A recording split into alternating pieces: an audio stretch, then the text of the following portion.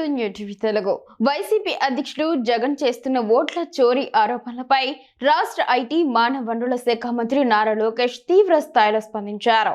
ఎన్నికల్లో ఓటమికి సాకులు వెతకడం మానుకోవాలని, నోట్ల చోరీ వల్లే ప్రజలు వైసీపీని తిరస్కరించారని ఆయన ఘాటుగా విమర్శించారు.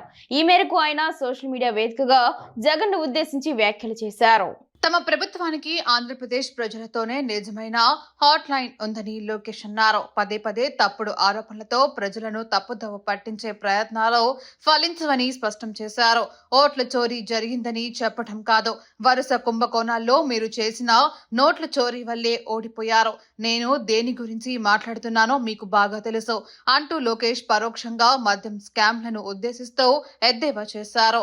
ప్రధాని నరేంద్ర మోదీ, ముఖ్యమంత్రి చంద్రబాబు సారథ్యం లోని డబుల్ ఇంజిన్ సర్కార్ రాష్ట్ర ప్రగతిని కట్టుబడి ఉందని ఆయన పునరుద్ఘాటించారు. మా డబుల్ ఇంజిన్ ప్రభుత్వం రాష్ట్ర అభివృద్ధికి కట్టుబడి ఉంది. ప్రధాని నరేంద్ర మోదీ, సీఎం చంద్రబాబు గారి నాయకత్వంలో ఆంధ్రప్రదేశ్ ను మళ్లీ దేశంలోనే నెంబర్ 1 స్థానంలో నిలబెడతాం అని లోకేష్ ధీమా వ్యక్తం చేశారు. ప్రజలు ఇచ్చిన తీర్పును గౌరవించకుండా నిరాధార ఆరోపణలు చేయడం తగదని ఆయన జగన్ కు హితవు పలికారు.